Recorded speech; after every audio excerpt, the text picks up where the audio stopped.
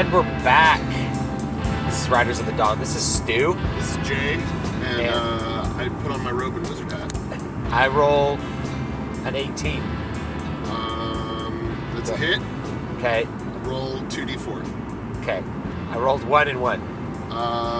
You deal 2 damage to the snake.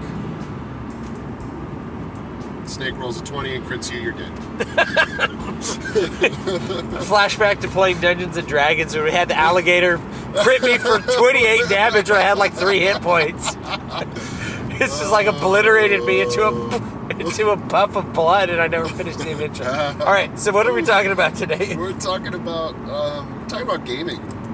Good old D&D 1.0. Yeah, we're talking about tabletop RPGs. And I think for the most part. RPGs in general. Yeah. And I think there's a connection between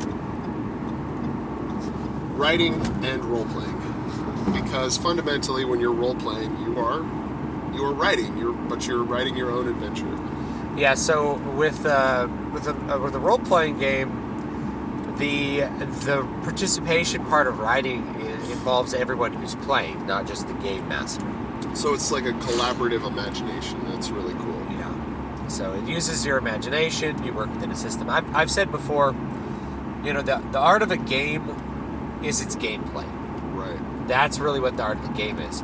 You can have a story in a game, but kind of like how a movie isn't just a story. There's more stuff that goes into a movie. Same thing with a game. So if you're playing a video game, you're like, I really like the story. For me, a good story is not enough for me to just play a game. The gameplay has to be good, or I'm just not going to play. Yeah, that's what I've said about games too. Is the best story in a game is one that's unobtrusive to the gameplay. Yeah, that's integrated with the gameplay. Yeah. So like Portal is a perfect example of a really great story that doesn't intrude on the gameplay. The story is just sort of sketched out by the little computer talking to you. Yeah. So, I love Portal in that regard. And there's a lot of other great ones that do similar things. But something with a lot of cutscenes is really intrusive on your gameplay. And you might like cutscenes, and that's fine. But when I'm sitting down to play something, I've really changed my gaming experience as I've gotten older into more rogue-like games, because it's just pure gameplay. Yeah, it's all gameplay. And it's kind of removed the story element, because a lot of times I just feel like the story gets in the way because people don't know how to do it right. Yeah. Well, it's this thing where it's like, well, you can't... It's like we're trying to make a game here, not a movie. So when there's like, like we used to joke, it'd be like cast Knights of the Round and then go get a soda and some chips. Yeah. Final Fantasy VII. Yeah, so it's just like cutscenes. I don't hate them, I guess, and I guess there's a place for them in Final Fantasy games. Yeah. I go into a Final Fantasy game knowing that it's that's what I'm gonna get. Final cutscene 13, Yeah. And I'm gonna get a lot of cutscenes. And I remember somebody on YouTube put all the cutscenes from Final Fantasy 13 up, and it was like an 8-hour-long movie. Like, oh my god. Yeah. Is there 8 hours worth of story in that thing? I don't know. I mean, there was a lot of story. Yeah. There was a lot of good story. But again, I just felt like, man, you're like running along and suddenly cutscene, and you're like, okay, the pacing doesn't seem quite right, but the story's good. Yeah, I liked Final Fantasy 13. I haven't finished. Yeah, I thought the gameplay was really good. I really enjoyed the gameplay. Let's get back to tabletops. Oh yeah, let's go back to tabletops. So, tabletops are a much more wide open experience. So actually, let me transition to those through another kind of video game. Like if you guys ever played Dragon Age Origins, which in my opinion is one of the best RPG games ever made, video games ever made. There's no cutscenes per se. Any cutscene is just a couple of seconds of like, here flies the dragon. Yeah. Dragon flies by you. Oh, that was a cutscene, right? Yeah. You're talking to characters, and you're deciding what to say to them. Yeah. And now this is a great example, again, of a game that's the story is integrated into the gameplay, because you interacting with other characters was part of the gameplay. Yeah, and right away they incentivize you to think about your dialogue options, because you get different things to happen. Like right at the beginning of the game, you could totally get some random character to sleep with you. Yeah. And then they get killed, which is awesome. Which path was that? Oh, I think it was human. Was it? Yeah, human. You can get like. Oh, that's you right. can get one of the two people. There's like a male and a female. And you can choose which one you want to sleep with, Yeah. depending on your sexuality. Yeah.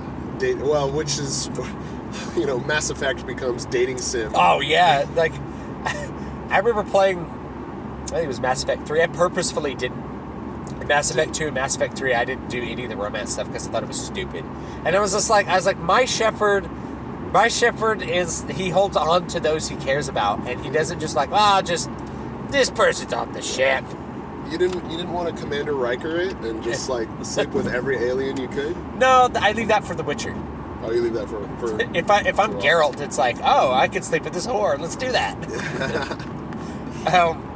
Because Geralt's a different kind of guy to me. Anyway, so go back to tabletops. Tabletops are a much more wide open experience for the player,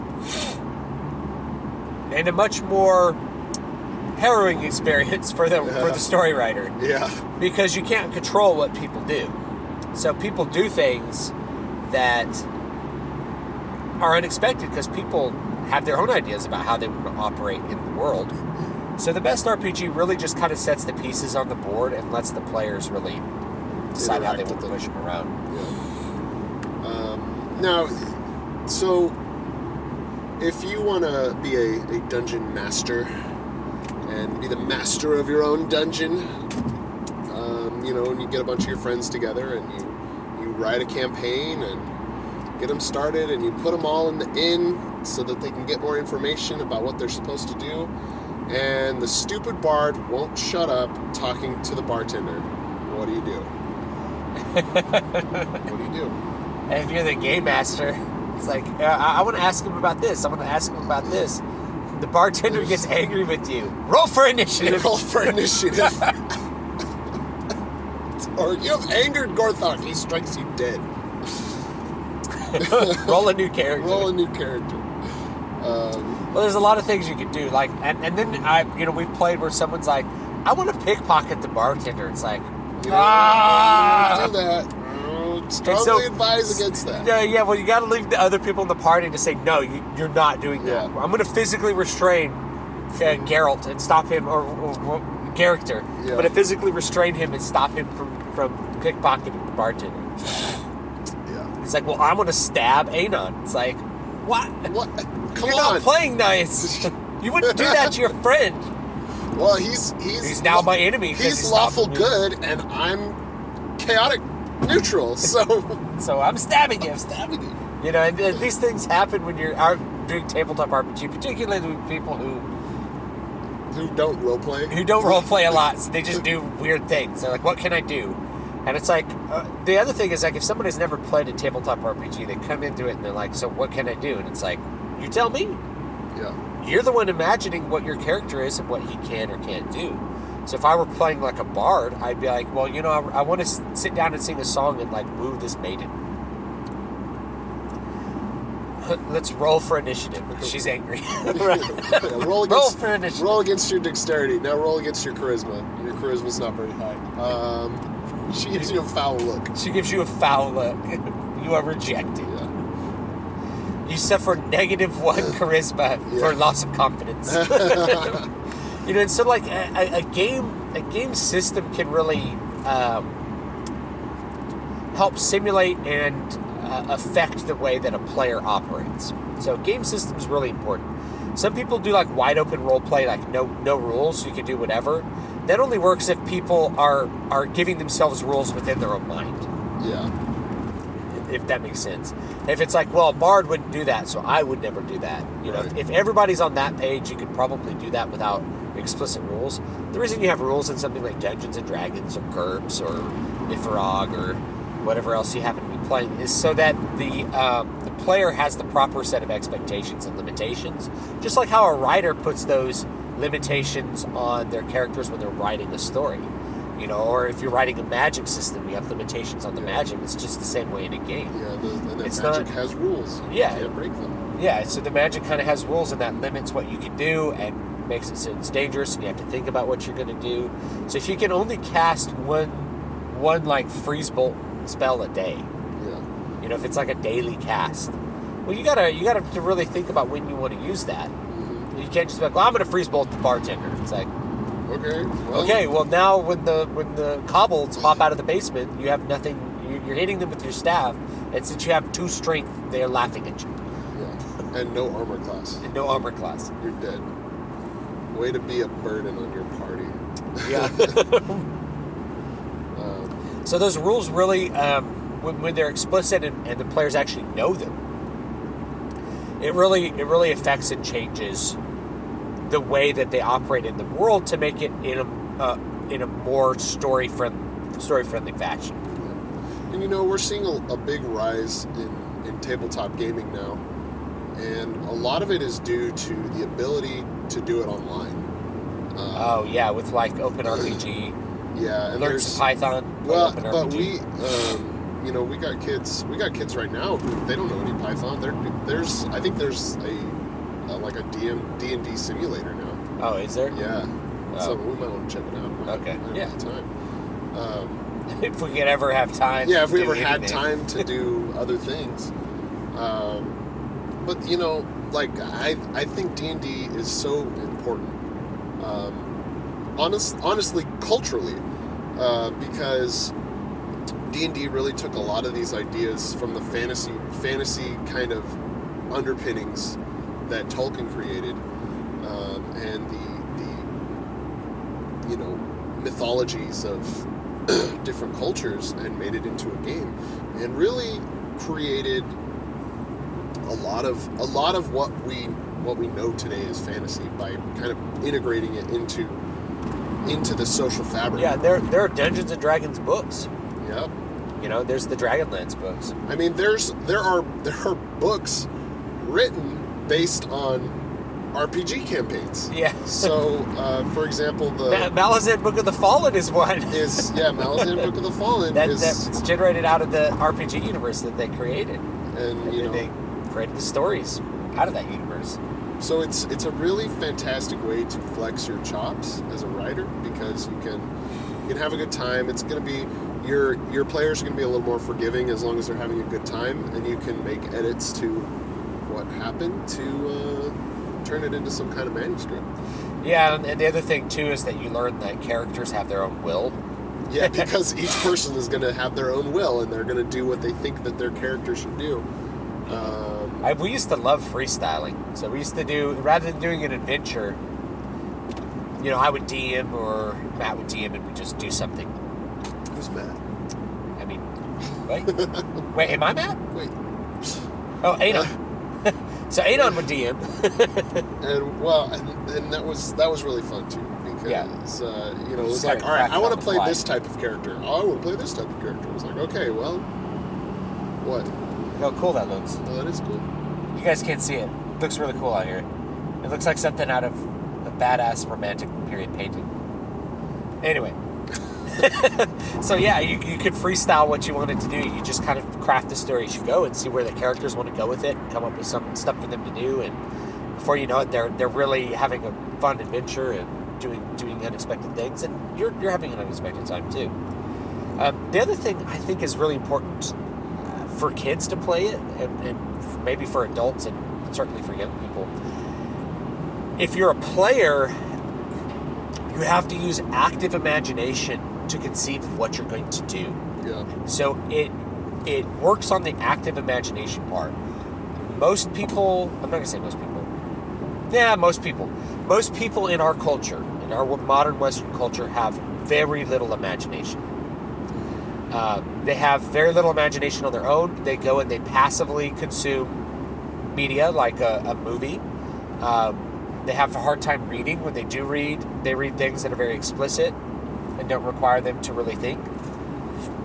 In a lot of cases, that's why young adult fiction is so popular. And I got nothing against young adult fiction, but it's like it opened up this adult market of adults who don't usually read, because reading requires this more active mental set, this active imagination. Yeah. So I think it's really important for kids and young people to play RPGs or just role play on their own, just pretend play if they're little kids, because that works on your active imagination. And the better you are at imagining, the more possibilities you're going to see in your real life too. The more ways you're going to think about how to solve a problem in your real life. Imagination is like a really, really underrated skill. And it's one that's kind of like beaten out of children in school. School is not about being imaginative at all. It's about giving a correct answer. And in things where you really need to be thinking critically, a lot of times this school curriculum actively works against those skill sets. It's like, okay, tell me the significance of the Franco-Prussian War. Calvin writes down, in a cosmic sense, probably no. And it's like, how dare you, Calvin? It's like, to me, that's a hilariously cool answer. If a kid gave me an answer, I had kids that I gave them like a music project. There were kids who just made noise tracks. They just like, how crazy a noise can I make? I'm like, 100%. Like, how did they get 100% for that? It's like, they worked so hard to annoy me. I'm going to give them an A for it. They created sounds no one's ever heard on this software before. That's creative. That's a really creative thought. And I don't want to squelch that. I want to say, like, I recognize that you thought very outside the box, trying to make something that was completely different from everybody else. And I appreciate that. So I think role-playing is important for a player because it's a great way for a player to develop their imagination and think about what's possible. And think about how that's going to improve your interaction with stories. You know, you go read a book and you're going to think about all the possibilities, and the author can really have a more interactive experience with you, I guess, because you're more actively involved in thinking about what the author can write. You know, and as a writer, I think being a player is really important because you can really get inside the head of one character. You can really fall in love with one character. And you can make decisions based on what a character is doing, which is what you're doing when you're writing characters, but you can really take the time to focus on the one you're role-playing. And then definitely you got to try your hand at DMing. It's much more active,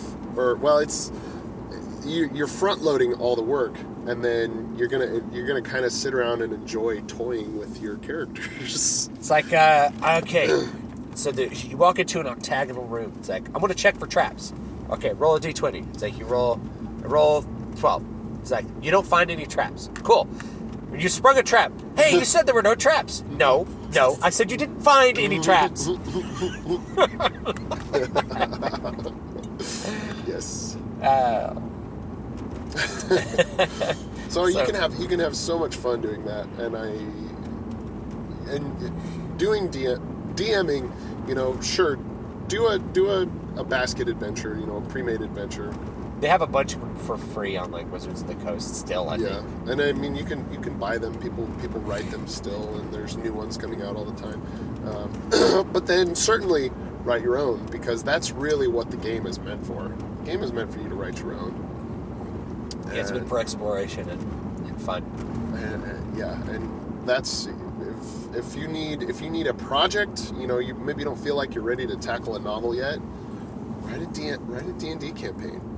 You know, write something simple. You start in a town. What's the town doing? Then there's a problem in the town, and you have to go find the problem, and then you have to go defeat the problem, and then what do the people do once you've defeated the problem? And is there more story? Can they run you out of town because you're a half vampire?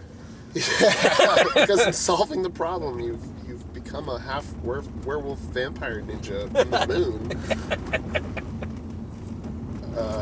So there's just endless possibilities, and then, you know, maybe you write that, and then you self-publish it on your website, and people are like, hey, this is really cool, what else have you done? And you're like, oh crap, I better do some more stuff, so that people are interested in it. Yeah, that's an interesting thing. I haven't really written any. I should like write a campaign and like give it away. It's like, here you go, guys. Like, write one for, like, I don't know, Nifirog. Something that, like, some kind of rule set. Some kind of rule set that's maybe slightly more obscure than D&D, or I don't know. Probably just write it for D&D because that's the most popular one. Well, and I feel like you could really write it for anything, and then you just like, use the rule set that you want to use. Yeah. The different, like I said, rule sets change the possibilities. So, Mm-hmm. but I don't think there's like drastically different possibilities if you're playing like a GURPS, or you're playing like, you know, the Middle Earth role-playing game, or the the Dungeons and Dragons. Yeah, you're Other working ones? under the same kind of ideas at least. Yeah. So there's going to be different rules that affect the way the players interact with the environment, but not necessarily what's possible with the story. Unless like you're having the characters cross some kind of like radioactive wasteland to get to wherever they have to go. In which case, a really rules heavy style game might prevent the players from getting there. Yeah. They'll all be dead of like radiation poisoning and thirsty to Yeah. the point of death. Yeah, but that again, you know, you get to use your imagination. You can alter the rules as long as they're consistent. Or yeah, put some radioactive wells in the desert. Yeah. Turns people into red monsters. And then you have to fight off all the rad roaches. Find all the caps. I need more caps, bro. Yeah. Well, that was fun. Yeah, so that's it. That's it for today. You've been listening to Riders of the Dawn. This is Stu. Where can we find you, Stu? Oh, you can find me at dbspress.com, davidvstewart.com. You can email the show at stu@davidvstewart.com. This is Jay. You can find me at matthewjwellman.com. Thanks for listening, and we'll see you next week. Happy gaming.